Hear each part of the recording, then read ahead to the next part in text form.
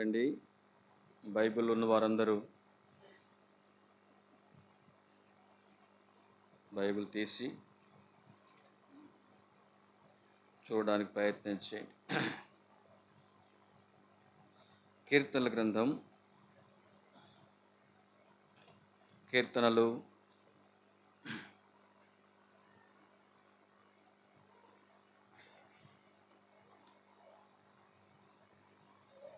135వ అధ్యాయం.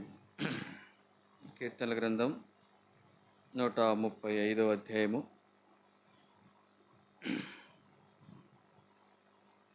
మొదటి 5 వచనాలు మార్చి చదవడానికి ప్రయత్నం చేద్దాం. కీర్తనలు 135వ అధ్యాయము మొదటి 5 వచనాలు.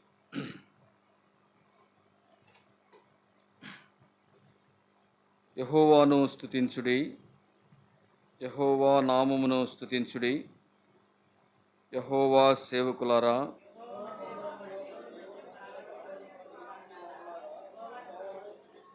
3వ వచనం, యెహోవా దయాళుడు, యెహోవాను స్తుతించుడి, ఆయన నామమును కీర్తించుడి, అది మనోహరము.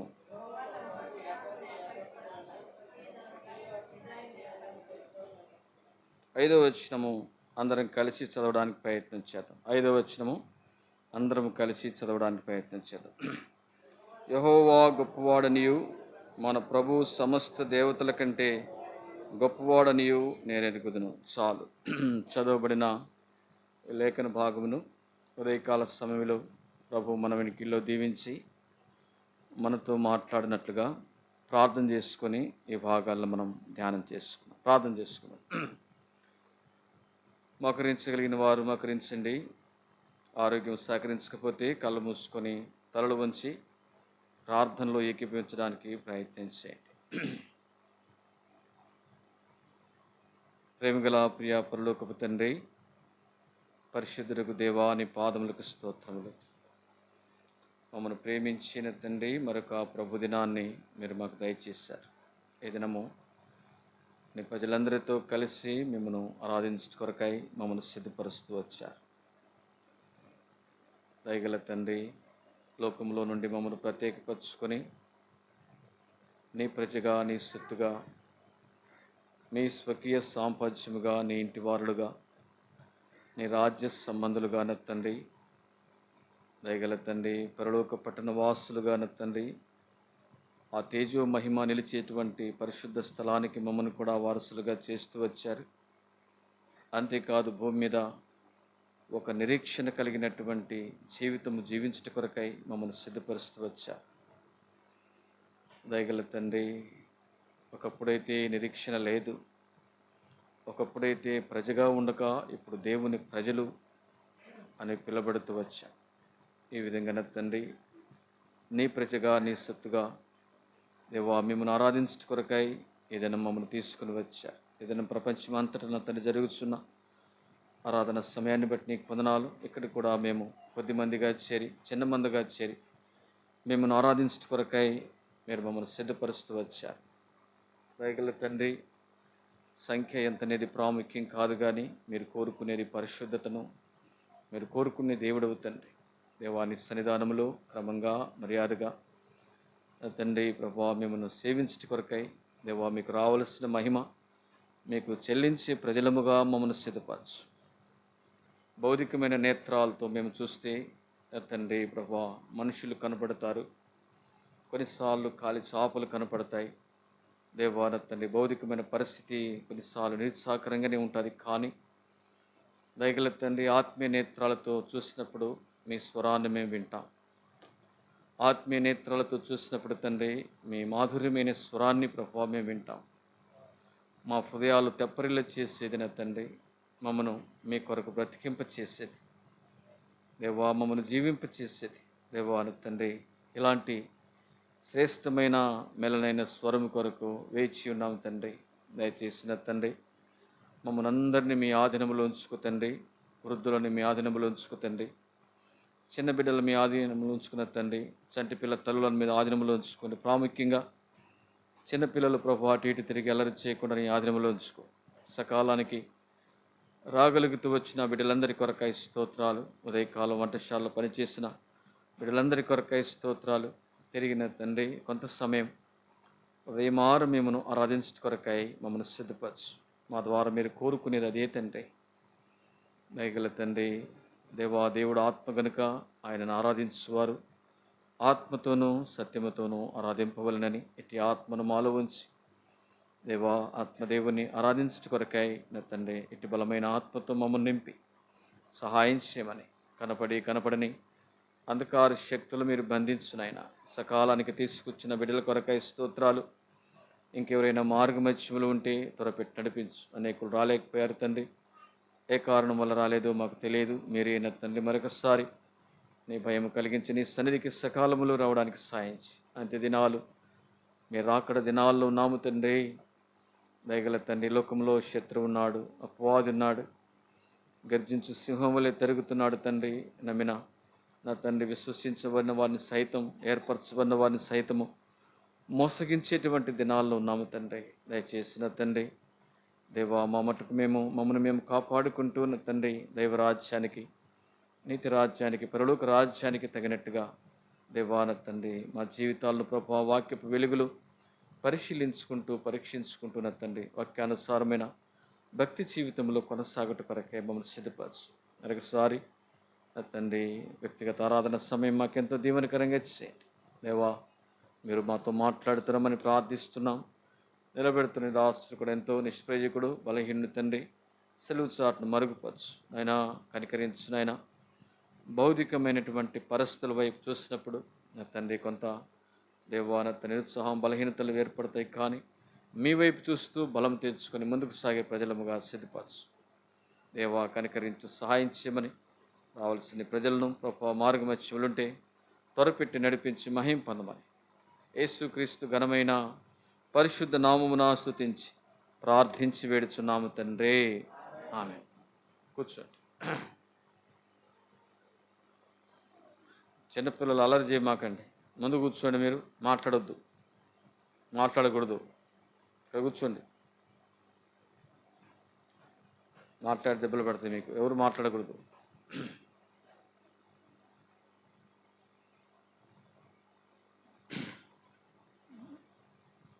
ఈ భాగములో మనము చదువుకున్న భాగాన్ని ఒకసారి మనం ధ్యానం చేసుకుంటే 5వ వచనములో యెహోవా గొప్పవాడనియు మన ప్రభు సమస్త దేవతల కంటే గొప్పవాడనియు నేనెరుగుదును.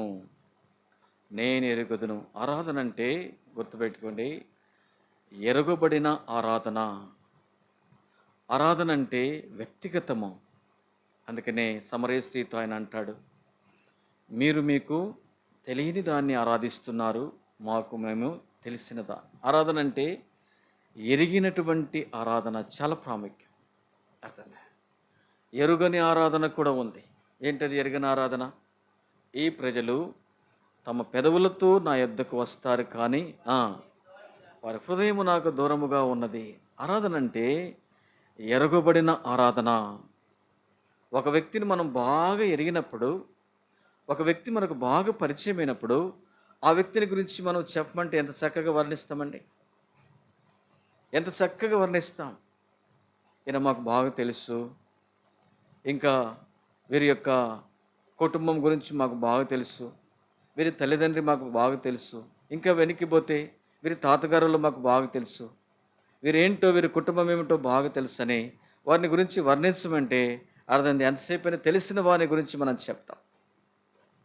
ఉదయకాలం కూడా ఆరాధన అంటే ప్రేమైన సహోదరుడా సహోదరి, ఎరిగిన ఆరాధన, ఎరగబడిన ఆరాధన, దేవుని చేత ఎరగనయున్న ఆరాధన. అర్థం. ఆయన ఎవరిని ఆరాధిస్తున్నావు, ఆయనను ఎందుకు ఆరాధిస్తున్నావు, ఆయన నీకేమై ఉన్నాడు? నిజంగా ఇలాంటి ప్రశ్నలు మన జీవితంలో వేసుకుంటే దేవుణ్ణి మనం ఆరాధించడానికి సులభంగా ఉంటుంది. లేకపోతే ఆయన గొప్ప దేవుడు, ఆయనే దేవుడు, అందరూ నువ్వుగా దేవుడు అందరూ అంటారు. అందరూ కూడా యేసు ప్రభు గొప్ప దేవుడు అండి అని ఎవరైనా ఒప్పుకుంటారు. అనిలు కూడా దేవుని ఎరగని వారు కూడా ఆయన గొప్ప దేవుడు అండి అంటారు. గొప్ప దేవుణ్ణి నువ్వు ఎరిగి ఆరాధించడమే దేవునికి ఇష్టమైనటువంటి భక్తి జీవితం. ఆ గొప్ప దేవుడు ఎరగకపోతే ఉదయకాలం నువ్వు ఏమని ఆరాధన చేస్తావు? ఆ గొప్ప దేవుని నువ్వు ఎరిగినప్పుడు మాత్రమే నీవు ఆయన గురించి ఆరాధిస్తావు, ఆయన గురించి ఘనపరుస్తావు, ఆయన గురించి హెచ్చిస్తావు. ఆ గొప్ప దేవుడు నీ జీవితంలో చేసినటువంటి కార్యములు తలపోసుకొని నిజంగా నువ్వు మౌనంగా ఉండలేవు. అర్థమే? ఆ గొప్ప దేవుడు నీ పక్షాన చేసిన కార్యాలు నువ్వు మౌనంగా ఉండలేవు. ఎవరైనా ఏదో ఒక చిన్న మంచి పని నీ జీవితంలో చేస్తే వారిని మర్చిపోతామా చెప్పండి? ఎవరైనా ఏదైనా చిన్న పని చేస్తే మర్చిపోలే. ఎవరైనా బ్యాంకులో అమ్మ కొంచెం పెన్ని రాసుకొని ఇస్తా అంటారు. ఎవరైనా వెంటనే పెన్ను తీసుకొని సంతకం చేసి థ్యాంక్స్ అని చెప్తాం. ఒక చిన్న సహాయం చేసినందుకు థ్యాంక్స్ అని చెప్తాం మనం. అటునే ఉదయకాల సమయంలో ప్రపంచమంతటా ఈ దినం చేసేటువంటి పని ఏంటంటే దేవునికి థ్యాంక్స్ చెప్పడమే. అదే కృతజ్ఞత. కృత అంటే కార్యము, జ్ఞత అంటే జ్ఞాపకం చేసుకోవడము. దేవుడు నీ పక్షాన చేసినటువంటి కార్యము, తల్లి గర్భములో రూపింపబడకమునపు, జగత్తు పునాది వేయబడకమునపు ఆయన నిన్ను ఏర్పరచుకొని లోకంలో నుండి ప్రత్యేకపరుచుకొని తన కుమారునిగా, తన సొత్తుగా, తన స్వకీయ సాంపత్యముగా నిజంగా నిన్ను చేసుకున్నాడు. అర్థమే? దేవుడు ఇప్పుడు వచ్చింది కాదు రక్షణ. అనాది కాల సంకల్పంలో జగత్తు పునాది వేయబడకమునపు ప్రభు నిన్ను ఎరికాడు. అర్థమే? అందుకని ఆరాధన అంటే ఎరిగిన ఆరాధన, తెలియబడిన ఆరాధన, తెలిసి చేసేటువంటి ఆరాధన, తెలియని ఆరాధన కాదు. తెలియకుండా ఆరాధన ఏముంది? ఎవరైనా చేస్తారు. అందుకని యాకోబు పత్రికలో మాట ఉంది, దయ్యములు కూడా ఆయన దేవుడని వణుకుతున్నాయంట. దయ్యాలు కూడా ఆయన దేవుడు అంటున్నాయంట. అయితే దయ్యాలు దేవుడు అంటున్నాయి, కానీ దయ్యాలు దేవుని స్తుతించలేవు, ఆయన గొప్పతనాన్ని వర్ణించలేవు. ఆయన గొప్ప దేవుడు మాత్రమే అంటున్నాయి, కానీ ఆయనను ఘనపరిచి ఆరాధించడానికి దేవుడు నీకే అధికారం ఇచ్చాడు. అందుకని ఉదయకాల సమయంలో ఈ భాగములు మనం చూస్తే 136 కీర్తన 5వ వచనములు మనం చదవండి మరొకసారి. 130 యెహోవా గొప్పవాడనియు నేనెరుగుదును. ఈ మాట కొరకే నేను చదివించింది. నేనెరుగుదును, ఆయన గొప్ప దేవుడని నువ్వెరిగావా? గొప్ప దేవుడు నీ పక్షాన చేసిన గొప్ప కార్యములు ఏమిటో నువ్వు తెలిస్తే తప్పకుండా మౌనంగా ఉండలేవు. ఈ గొప్ప దేవుడు నీ పక్షాన చేసిన గొప్ప కార్యములు ఏంటివో మనము చూసుకొని మనము ఆరాధనలోకి వెళ్తాం. గొప్ప దేవుడు మన పక్షాన చేసిన మొదటి కార్యం ఏంటో మనం జ్ఞాపకం చేసుకుంటే రండి. ఎఫెసీయులకు రాసిన పత్రిక. ఈ గొప్ప దేవుడు నీ పక్షాన మన పక్షాన చేసిన గొప్ప కార్యం ఏంటంటే చూడండి మాట, క్షమించండి. హెబ్రీయులకు రాసిన పత్రిక 2వ అధ్యాయం. హెబ్రీయులకు రాసిన పత్రిక 2వ అధ్యాయము 3వ వచనం చదవండి. ఆ రమణమ్మని లేపండి అమ్మా, వచ్చిన వెంటనే ఫ్యాన్ కింద నిద్రపోతుంది. తట్టండి ఒకసారి, ఆమెను తట్టండి ఒకసారి. బాబాకు లేచి నిలబడు, నిద్రబాబాకు.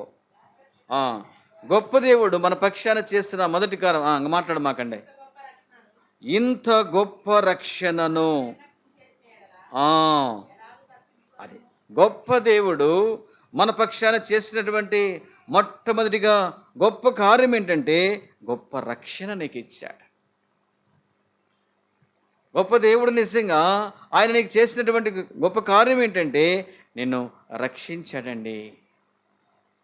ఆయన నిన్ను రక్షించాడు. ఇంత గొప్ప రక్షణతో నిన్ను అలంకరిస్తూ వచ్చాడు. ప్రేమైన సహోదరుడా, సహోదరుడి, అమ్మాయ్యా, దేవుడు నీకు ఇచ్చిన రక్షణ గొప్పది. దేవుడు నీకు ఇచ్చిన రక్షణ గొప్పది.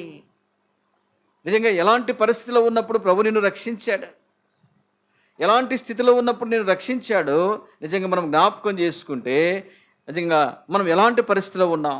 అపాయములో ఉన్న వారికి రక్షణ, ఆపదలో ఉన్న వారికి రక్షణ. అర్థనా? మానవుడు పాపాన్ని బట్టి గొప్ప ఆపదలో ఉన్నాడు. పాపాన్ని బట్టి మానవుడు గొప్ప ఆపదకు గురైతూ వచ్చాడు. అర్థనా? అందుకని వారి ప్రాణ విమోచన క్రయధనము బహు గొప్పది, అది తీరక అట్లుండవలసినదే. దేవుడు మనల్ని ప్రేమించి గొప్ప దేవుడు, గొప్ప రక్షణనిచ్చాడు. అర్థమైందా? గొప్ప పాపములో మనం పడి ఉన్నాము. పాపము నిజంగా ఎంతో భయంకరమైనది. పాపము ద్వారా వచ్చేటువంటి ప్రతిఫలం ఏంటంటే గొప్ప నష్టము. పాపం వలన వచ్చు జీతము మరణము. అర్థమైందా? పాపం వలన వచ్చు జీతము మరణము. పాపాన్ని బట్టి మరణానికి గురైతూ వచ్చాడు మానవుడు. పాపం ఏం చేస్తుందంటే మానవుణ్ణి మరణానికి తీసుకువెళ్తుంది. అందుకనే భక్తుడైన దావీదు అంటాడు, నేను పాపములో పుట్టినవాడను, పాపములోనే నా తల్లి నన్ను గర్భము ధరించెను. అయ్యో, నేనెంతటి దౌర్భాగ్యుడను. అర్థంగా, ఇంత గొప్ప పాపము నుండి నన్ను ఎవడు విడిపించగలడు? పాపము ఎంత భయంకరమైనదో ప్రియులారా. పాపం ఉన్నంత వరకు మానవునికి నెమ్మది ఉండదండి. పాపం ఉన్నంత వరకు మానవుని జీవితంలో నెమ్మది ఉండదు. పాపం ఉన్నంత వరకు పరిశుద్ధుడైనటువంటి దేవుణ్ణి ఎరగలేము. మనకు మన దేవునికి అడ్డంగా ఉండేది ఏంటంటే పాపము ద్వారా దేవుని యొక్క ప్రేమను తెలుసుకోలేం. పాపం ద్వారా దేవుడిచ్చే సంతోషాన్ని అనుభవించలేం. పాపం ద్వారా దేవుడిచ్చే సమాధానాన్ని అనుగ్రహించలేం. పాపము ద్వారా నిజంగా ఎంత భయంకరమైనటువంటి నష్టమో మానవుడు. అందుకని పాపం వలన వచ్చు జీతము మరణము. పాపానికి ప్రతిఫలం ఏంటంటే మరణము. అందుకని మనం చూసాం ఇది వరకు. మరొకసారి జ్ఞాపకం చేస్తా, పాపము ప్రజలకు అవమానము తెస్తుంది. పాపము ద్వారా అవమానం నిజంగా మిగిలిపోతుంది. పాపము ద్వారా నిజంగా పాపం అనేది ఒక దినాన నిన్ను పట్టుకుంటుంది. పాపం ద్వారా ప్రజలకు ఎంతో మొప్పు ఉంది. పాపము ప్రజలను పాతాళానికి తీసుకువెళ్తుంది. పాపము ద్వారా వచ్చే జీతము మరణము. పాపము ద్వారా భయంకరమైనటువంటి మరణానికి నిజంగా సిద్ధంగా ఉన్నటువంటి మానవాళిని రక్షించేదాని కొరకై పాపుల రక్షకుడు, పరమాత్ముడైనటువంటి దేవుడు, సృష్టికర్త అయినటువంటి దేవుడు 2026 సంవత్సరం క్రితమై పరలోకము నుండి ఈ లోకానికి వచ్చాడు. ఎందుకొరకు వచ్చాడు ఆయన ఈ లోకానికి వచ్చాడు? ఎందుకొరకు వచ్చాడంటే 1 తిమోతిలకు రాసిన పత్రిక 1వ అధ్యాయము 15వ వచనం చదవండి. పరిచయమైన భాగం ఇది. 1 తిమోతి 1వ అధ్యాయము 15వ వచనం చదవండి. తిమోతిలకు రాసిన పాపులను రక్షించుటకు నమ్మదగినదియు పూర్ణ అంగీకారమునకు యోగ్యమునై ఉన్నది. పాపులను రక్షించేదాని కొరకై ఆయన లోకానికి వచ్చాడు. పాపులను రక్షించేదాని కొరకై ఆయన ఈ లోకానికి వచ్చాడు. పాపులను రక్షించుట కొరకై యేసుక్రీస్తు ప్రభు నరవతారిగా ఈ లోకానికి రావడానికి కారణం ఏంటంటే పాపములో ఉన్నటువంటి మానవుని రక్షించేదాని కొరకై.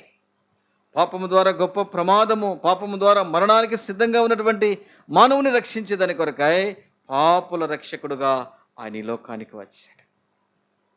ఆయన నిన్ను నన్ను రక్షించేదాని కొరకై ఈ లోకానికి వచ్చి పరిశుద్ధుడైన దేవుడు, పరమాత్ముడైన దేవుడు, సృష్టికర్త అయిన దేవుడు నిన్ను నన్ను రక్షించేదాని కొరకై నిజంగా ఆయన మన కొరకు కలువరి సెలవులు తన ప్రాణాన్ని ఇచ్చాడండి. తన ప్రాణాన్ని ఇచ్చి తన రక్తాన్ని చిందించి మనల్ని రక్షించాడు. అందుకనే 1 పేతురు పత్రిక 1వ అధ్యాయం అనుకుంటా, అమూల్యమైన రక్తము చేత, ఎలాంటి రక్తము చేత ఆయన మనల్ని విమోచించాడు, ఆయన మనల్ని కడిగాడు. ఎన్నో వచనం అండి ఇది? ఎన్నో వచనం ఒకది చదవండి మాట. అమూల్యమైన రక్తము చేత అనగా నిర్దోషమును నిష్కలంకమునగు గొర్రె పిల్ల వంటి క్రీస్తు రక్తము చేత మీరెరుగుదురని. అమూల్యమైన రక్తము. ఆయన రక్తము ఎలాంటిదంటే పాపము లేని రక్తము. ఆయన రక్తము అమూల్యమైన రక్తము అనగా నిర్దోషమును నిష్కలంకమును గొర్రెపిల్ల వంటి క్రీస్తు రక్తము చేత విమోచింపబడ్డాయి. ఆ పరమాత్ముడైన దేవుడు, పరిశుద్ధుడైన దేవుడు నిన్ను నన్ను రక్షించేదాని కొరకై నీ కొరకు నా కొరకు ఈ లోకానికి వచ్చాడు. అది లోకానికి వచ్చి మన పాపముల కొరకై ఆయన అమూల్యమైన, పరిశుద్ధమైన, నిష్కలంకమైన, నిర్దోషమైనటువంటి రక్తాన్ని మన కొరకు దారులుగా చిందించాడు. ఎందుకంటే సర్వ పాప పరిహారం రక్త ప్రోక్షణం అవశ్యం. సర్వ మానవాళి పాపం పరిహరించబడాలంటే రక్తం అవసరం. ఆ రక్తం ఎలాంటిది? పరిశుద్ధమైన రక్తం. పరిశుద్ధుడు భూమి మీద ఎవరంటే ఆయన ఒక్కరు మాత్రమే. ఆయనే పరిశుద్ధుడిగా ఈ లోకానికి వచ్చాడు.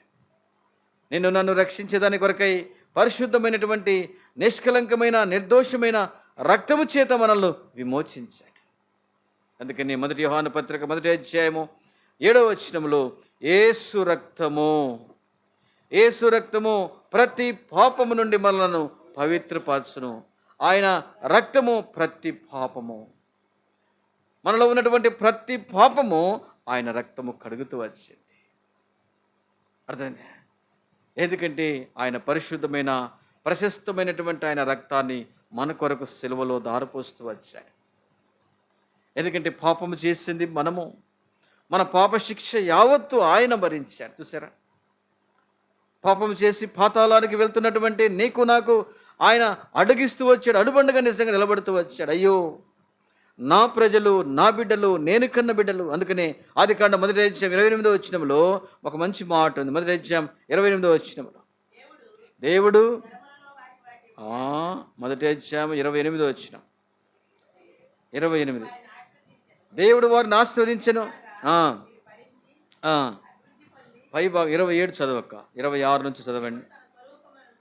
దేవుడు తన స్వరూపమందు నరుని సృజించెను, దేవుని స్వరూపమందు వారిని సృజించెను, స్త్రీనిగాను పురుషునిగాను. గమనించండి, ఇక్కడ తన స్వరూపాన్ని నీకిచ్చాడు. తన స్వరూపమందు నిన్ను ఏర్పరచుకున్నాడు. తన స్వరూపమందు నిన్ను సృజించినటువంటి దేవాతి దేవుడు ఆయన సృష్టికర్త. నిజంగా పాపాన్ని బట్టి ఆ రూపాన్ని మానవుడు కోల్పోతూ వచ్చాడు. పాపాన్ని బట్టి ఆ రూపము నిజంగా దైవ స్వరూపం అనేది మానవుడు కోల్పోతూ వచ్చాడు. పాపం అనేది దేవునికి మనకు అడ్డుబండగా ఉంటూ వచ్చింది. దేవుడు తన స్వరూపముతో నిన్ను కలిగి చేసినటువంటి దేవుడు పాపం ఏం చేసిందంటే తన స్వరూపాన్ని మార్చేస్తూ వచ్చింది. పాపం ఏం చేసిందంటే ఆ రూపాన్ని మారుస్తూ వచ్చింది. అర్థమే? అందుకనే ఆ రూపం అనేది నిజంగా మానవుడు కోల్పోయాడు. దైవ స్వరూపాన్ని కోల్పోయాడు పాపాన్ని బట్టి. అలాంటి స్థితిలో ఉన్నటువంటి మానవుణ్ణి దేవాతి దేవుడు పరలోకము నుండి తేరి చూశాడు. అందుకని మత్తయి సువార్త 1 అధ్యాయం 21వ వచనం ప్రకారము తన ప్రజలు అంటున్నాడు అన్నమాట. పాపాన్ని బట్టి ప్రభు మనల్ని విడిచిపెట్టలే, త్రోసిపుచ్చలే, విడవలే, మరవలేదు. కానీ ఏమంటున్నాడంటే ఆయన ఒక కుమారుని కొడును తన ప్రజలను వారి పాపము నుండి మనము ఆయన ప్రజలము, మన పాపముల నుండి మనల్ని రక్షించేదాని కొరకై ఆయన యేసును పేరుతో ఈ లోకానికి వచ్చాడు. యేసు అనగా అర్థము రక్షకుడు, క్రీస్తు అనగా అభిషక్తుడు. నిన్ను నన్ను రక్షించేదాని కొరకై రక్షకుడుగా ఈ లోకానికి వచ్చాడు. ఉదయకాల సమయంలో పాపాన్ని బట్టి మానవుడు దేవుని ఉగ్రతకు నిజంగా పాత్రుడయ్యాడు. పాపాన్ని బట్టి దేవుని ఉగ్రతకు పాత్రుడు. పాపాన్ని బట్టి పాతాళానికి సిద్ధంగా ఉంటూ వచ్చాడు. పాతాళం అనేది నిజంగా పాతాళానికి వెళ్ళిన వారు మరి ఎన్నడూ కూడా బయటికి రా. అలాంటి స్థితిలో ఉన్నటువంటి నిన్ను నన్ను రక్షించేదాని కొరకై దేవుడి లోకానికి వచ్చాడు. మన పాపముల కొరకై, మన అపరాధముల కొరకై. చూడన్నమాట యెషయా గ్రంథం 53వ అధ్యాయంలో మన అతిక్రమ దోషములను బట్టి అతడు నలగగొట్టబడెను అనే మాట మనకు అక్కడ కనబడుతుంది. యెషయా గ్రంథం 53వ అధ్యాయము గమనించండి మాట. ఎన్నో వచనంలో మాట? 5వ వచనం. మన అతిక్రమ క్రియలను బట్టి, పాపాన్ని బట్టి అతిక్రమ క్రియలు. మన క్రియలు మంచివి కాదు, మన చూపులు మంచివి కాదు, మన మనసు మంచిది కాదు, మన చేష్టలు మంచివి కాదు, మన బ్రతుకు అసలే మంచిది కాదు. రహస్య జీవితంలో ప్రభువుకు దుఃఖపెట్టేటువంటి జీవితం మన అతిక్రమ క్రియలు. ఎంత భయంకరమో చూడండి. చదువుతాం ఎన్నోసార్లు. పాపాన్ని బట్టి అతిక్రమ క్రియల్లోనికి మానవుడు వెళ్ళిపోతూ వచ్చాడు.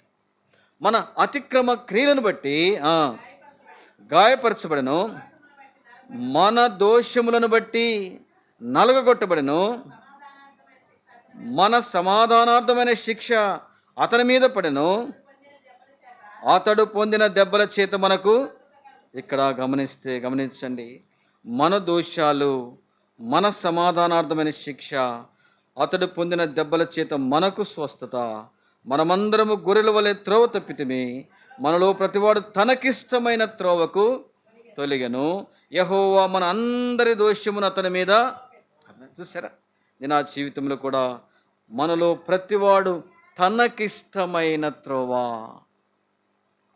తనకిష్టమైనటువంటి త్రోవలో నిజంగా మానవుడు వెళ్తూ వచ్చాడు. అర్థమైందా? తనకిష్టమైనటువంటి త్రోవ, వారి ఇష్టానుసారంగా భూమి మీద తన ఇష్టాన్ని నెరవేర్చుకుంటూ, తన చిత్తాన్ని నెరవేర్చుకుంటూ, తన మనస్సుకు అలాగున వెళ్తూ వచ్చాడు మానవుడు. పాపాన్ని బట్టి తన మనస్సు ఎలాగున వెళ్ళిపోతుందో అలాగున వెళ్ళిపోతూ వచ్చాడు. క్లియర్గా ఉంది మాటకు. ఎఫెసీయులకు రాసిన పత్రిక 2వ అధ్యాయంలో తన మనస్సుకు ఏమి తోచిందో అలాగునే చేస్తూ వచ్చాడంట మానవుడు. చూడండి ఆ మాట. ఎఫెసీ 2వ అధ్యాయం కొన్ని వచనాలు చదవండి. అపరాధముల చేతను చచ్చిన వారైండగా క్రీస్తుతో కూడా బ్రతికించెను.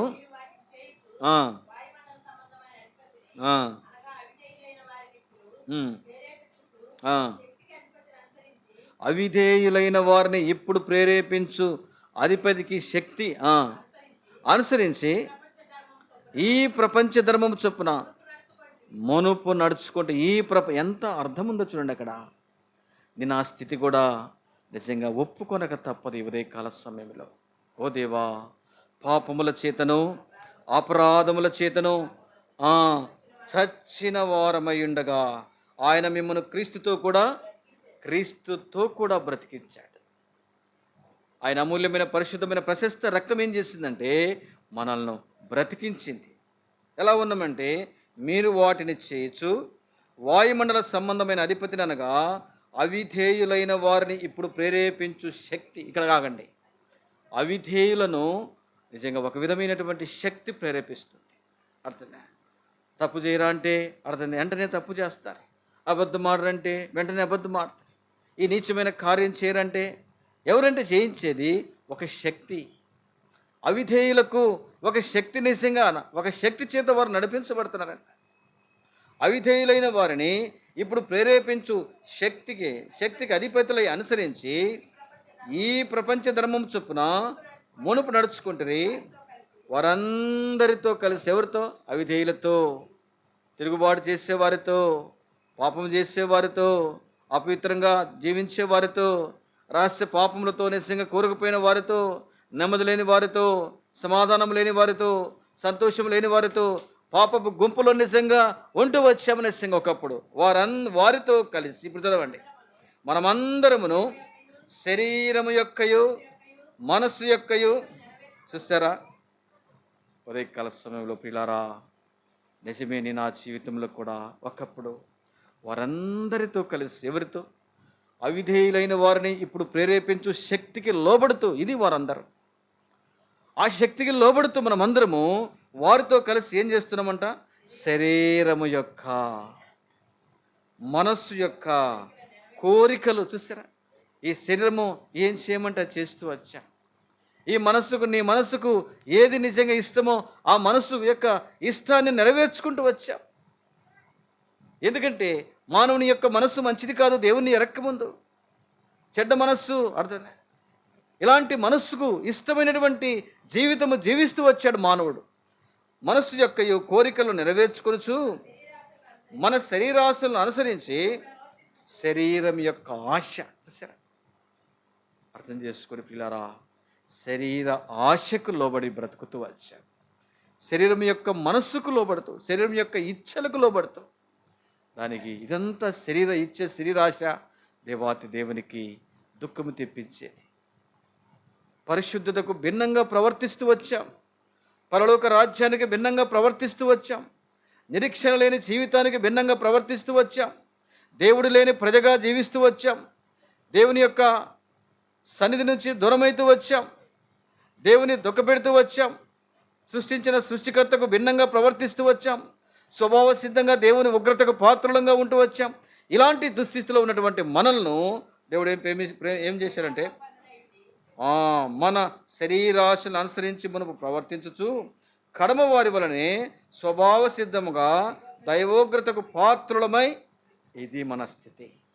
మొదటి వచనం నుండి 3వ వచనం వరకు ప్రియమైన సహోదరుడా సహోదరి, ఇలాంటి స్థితిలో ఉన్నటువంటి నీ జీవితాన్ని దేవాతి దేవుడు బాగు చేశాడు.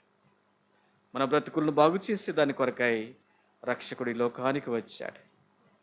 పాపము లేని పరిశుద్ధుడి లోకానికి వచ్చాడు.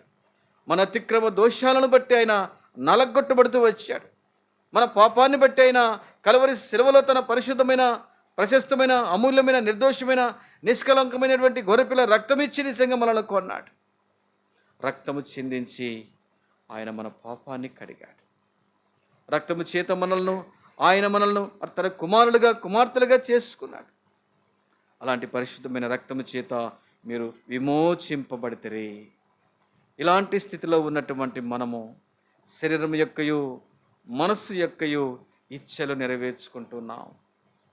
నిరీక్షణ లేని జీవితము, భక్తి లేని జీవితము, భయం లేని జీవితము, జీవితానికంటూ గురి లేని జీవితము, జీవితానికంటే ఒక అర్థం లేని బ్రతుకుతున్నటువంటి నిన్ను నన్ను రక్షించి లోకములో నుండి ఆయన మనల్ని ప్రత్యేకపరుచుకొని సంఘములోనికి, దేవుని ఇంటిలోనికి మనల్ని తీసుకొచ్చాడు. ఎందుకో తెలుసా?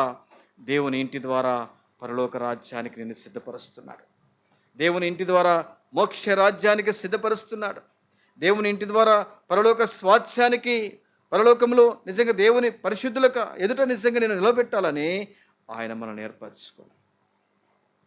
ఓ ప్రభువా, నా స్థితి కూడా ఒకప్పుడు పాపముల చేత, అపరాధముల చేత చచ్చిపోయాను. దేవుని ఉగ్రతకు పాత్రుడను, శరీరం యొక్కయు మనస్సు యొక్కయు ఇచ్చలు నెరవేర్చుకుంటున్నాను. నా పాపాన్ని బట్టి కలువరి శిలువలో నా కొరకు రక్తం చిందించావు. మన దోషములను బట్టి, మన అతిక్రమ క్రియలను బట్టి నిజంగా ఆయన నలగొట్టబడుతూ వచ్చాడు. నా కొరకు నిజంగా నన్ను రక్షించే దాని కొరకాయ నువ్వు చేసినటువంటి గొప్ప బలి యాగము కొరకాయ నీకు స్తోత్రం. ఆయన మన కొరకు మరణించి తిరిగి లేచట ద్వారా ఆయన మనకిచ్చినటువంటి గొప్ప రక్షణ. ఉదయకాల సమయంలో దేవుడు నీకు ఇచ్చినటువంటి గొప్ప ధన్యత ఏంటంటే గొప్ప రక్షణ ఇచ్చాడు. పాపాన్ని బట్టి గొప్ప అపాయములో ఉన్నటువంటి నిన్ను నన్ను రక్షించేదాని కొరకాయ ఆయన లోకానికి వచ్చి గొప్ప అపాయములో ఉన్నటువంటి మనకు గొప్ప రక్షణ ఇచ్చాడు. ఈ రక్షణలో దేవుడు నిజంగా పరసంబంధమైన ప్రతి ఆశీర్వాదాన్ని ప్రభు మనకిచ్చాడు. ఈ రక్షణలో ఎన్నో పరసంబంధమైన ఆశీర్వాదాన్ని మనకిచ్చాడు. ఈ రక్షణ నిజంగా అన్ని పరిస్థితుల్లో నేను ధైర్యపరుస్తుంది, బలపరుస్తుంది. అందుకని అంటాడు 4వ వచనం, ఇప్పుడు చదవండి 2వ వచనం 4వ వచనం, ఆయనను కరుణా సంపన్నుడయుండి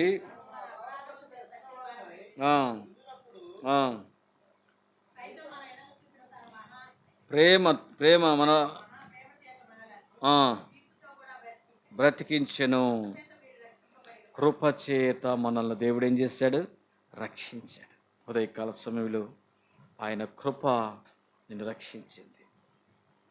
ఆయన కృప మనల్ని రక్షిస్తూ వచ్చేది. కృపచేత మీరు రక్షించబడి ఉన్నారు.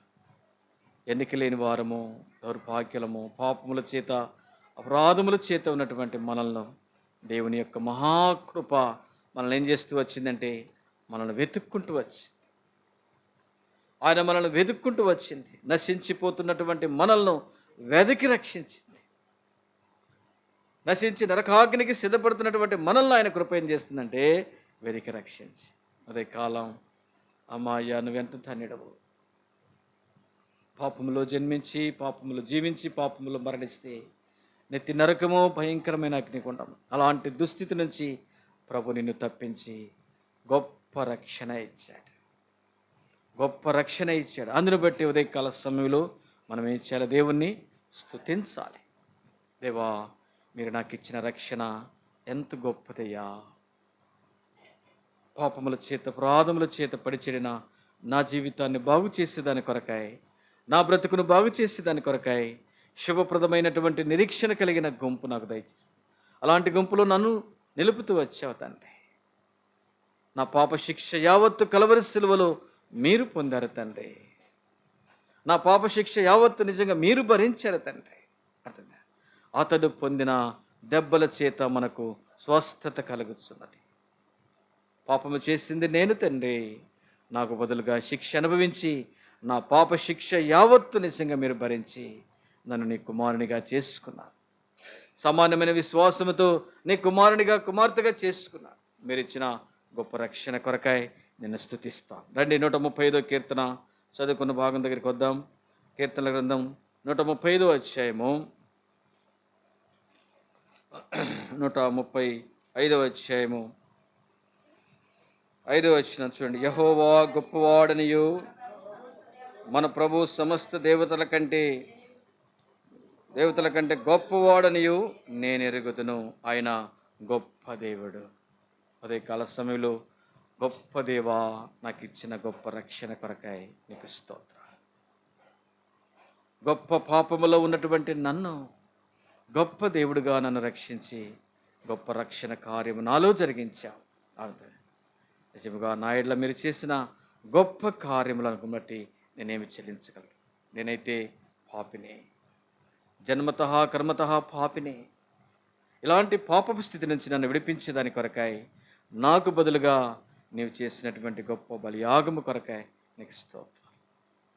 అంత మాత్రమే కాదు కానీ మొదటి వచనంలో చూస్తే యెహోవాను స్తుతించుడి, యెహోవా నామమును స్తుతించుడి. యెహోవా సేవకులారా, యెహోవా మందిరములో ఎవరైనా స్తుతించాలంట. యెహోవా మందిరములో, దేవుని మందిరావరణములో, మన దేవుని మందిరపు ఆవరణములో నిలుచుండు వారలారా యెహోవాను స్తుతించుడు. ఓ దేవా, నన్ను ప్రేమించి రక్షించుకొని నీ మందిర ఆవరణములో కనపడేటువంటి ధన్యత నాకు ఇచ్చావు. నీ సన్నిధి నాకు దయచేసావు, నీ మందిరాన్ని ఇచ్చావు, నీ ప్రజలను ఇచ్చావు, పరిశుద్ధుల గుంపులోనికి నన్ను పాలు పంపులు దయచేస్తూ వచ్చావు. అందుకనే అంటాడు, యెహోవా మందిరములో నన్ను ప్రేమించి నన్ను ఒంటరిగా చేయక, ఒంటరిదారి చేయక తండ్రి సంఘం ఇచ్చావు, సహవాసం ఇచ్చావు. దేవుని మందిరములో దేవుని ప్రజలతో కలిసి ఆరాధించేటువంటి ఆధిక్యత ధన్యత నాకు ఇచ్చి రక్షించుకొని లోకంలో ప్రభు మనల్ని విడిచిపెట్టలేదు, ఒంటరిగా మనల్ని విడిచిపెట్టలేదు. కానీ రక్షించుకొని దేవుని మందిరం యొక్క ఆవరణములోనికి తీసుకొచ్చాడు. రక్షించబడిన ప్రతి వ్యక్తి యొక్క అనుభవం ఏంటంటే ఆయన మందిర ఆవరణం యొక్క అనుభవంతో ప్రభును స్తుతించే వారంగా మనం ఉండాలి.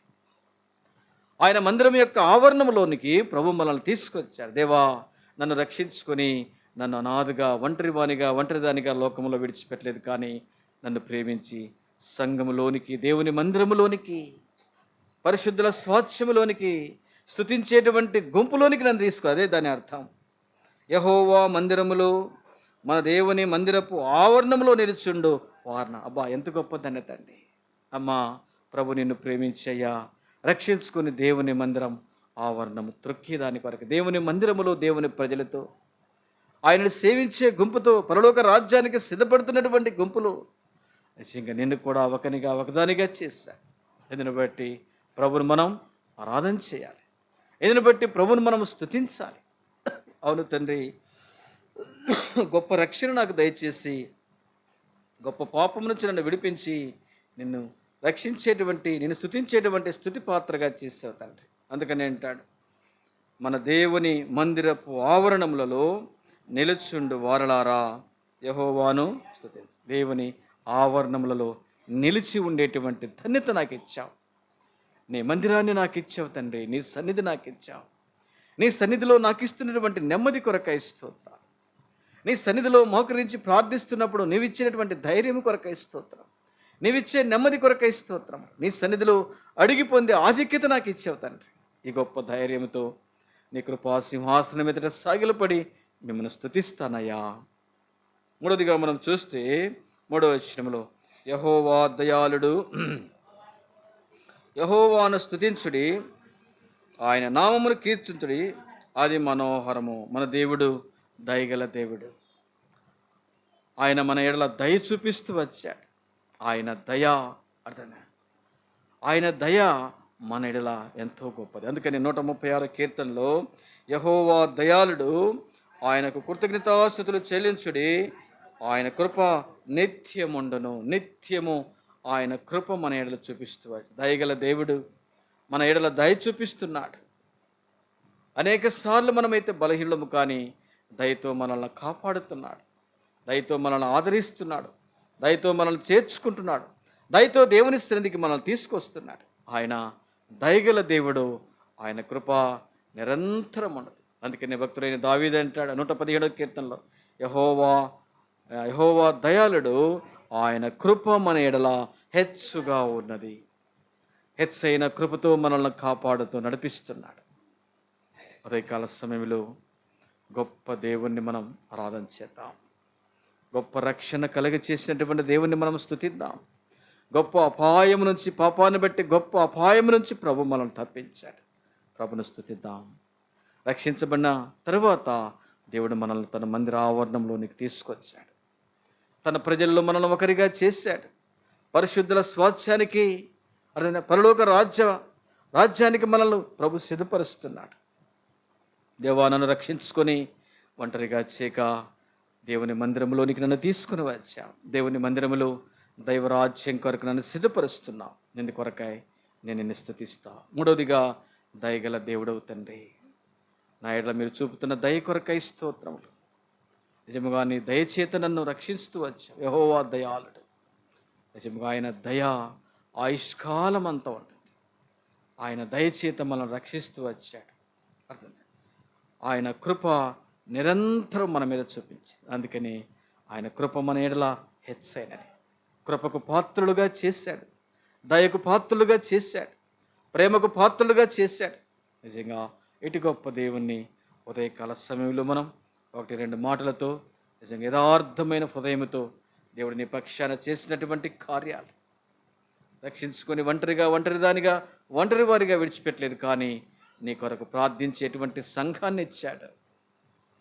సంఘము ద్వారా నిజంగా దేవుని రాజ్యానికి నిన్ను సిద్ధపరుస్తున్నాడు.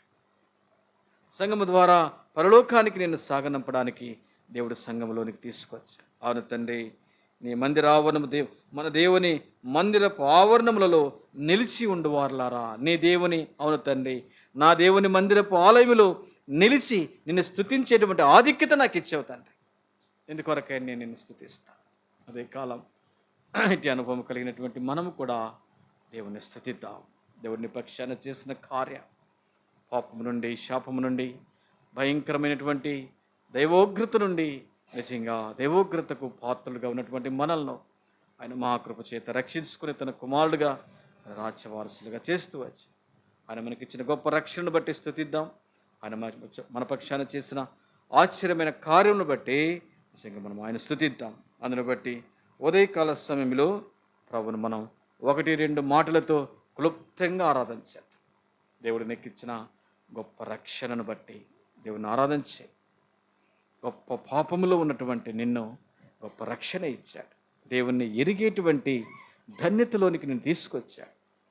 నిజదేవుని యొక్క, నిజంగా ఆయన యొక్క మంచితనాన్ని గుర్తిరిగి, నిజంగా నిన్ను రక్షించినటువంటి దేవుని యొక్క నిజంగా ప్రేమను గుర్తిరిగి నిజంగా ఆయన ఆరాధించాలి.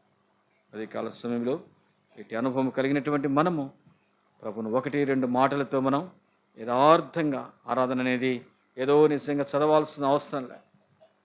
దేవుడు నీకేమైనాడు, దేవుడిని పక్షాన చేసిన కార్యం ఏంటి, ఆయన నీతో, నీవు ఆయనతో నడిచేటువంటి నడక, ఆయన్ని పక్షాన చేసిన కార్యం. ఒక మనిషి బాగా మనం ఎరిగినప్పుడు ఆయన గురించి మనం ఎంతగానో పొగుడుతాం. అట్నే ఆరాధన అంటే నీ వ్యక్తిగతం, దేవుడిని పక్షాన చేసినటువంటి కార్యం. బాధల్లో, వ్యాధుల్లో, రోగములో, కష్టములు, బాధలో, ఇబ్బందులు, ఇరుకుల్లో, అన్ని పరిస్థితుల్లో ఆయన నీతో కూడా ఉండే దేవుడు.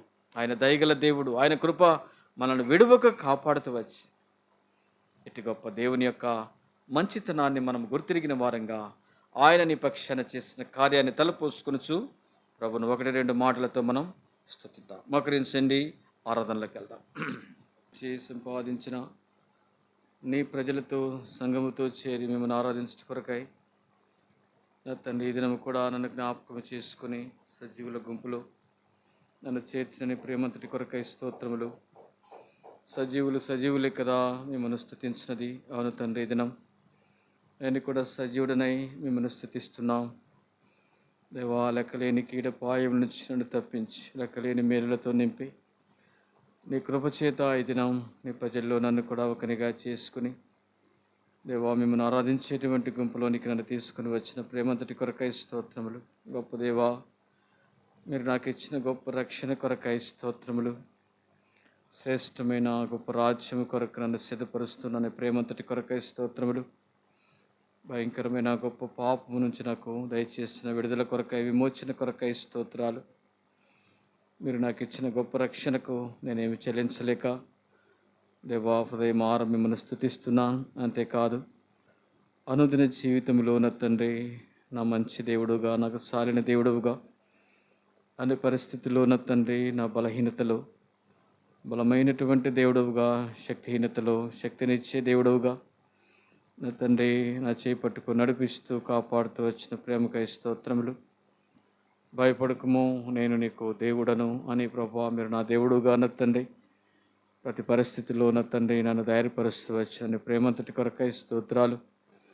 దయగల తండ్రి, అయినా పిలిచిన దేవుడవు, నమ్మదగిన దేవుడవు నా తండ్రి. మీ నమ్మకత్వాన్ని బట్టి, మీ విశ్వాస్యత ఇంతవరకు నా ఇట్లా కనపరుస్తూ వచ్చిన ప్రేమకు తల వంచి మిమ్మల్ని స్తుతిస్తూ, ఇంతగా నన్ను ప్రేమించి నన్ను కాపాడుతూ వచ్చిన నా దేవునికి నేనేమి చెల్లించలేక నా హృదయపూర్వకమైనటువంటి స్తుతి ఆరాధన యేసు పరిశుద్ధ నామమున మీకే సమర్పిస్తున్నాను తండ్రి. ఆమెన్.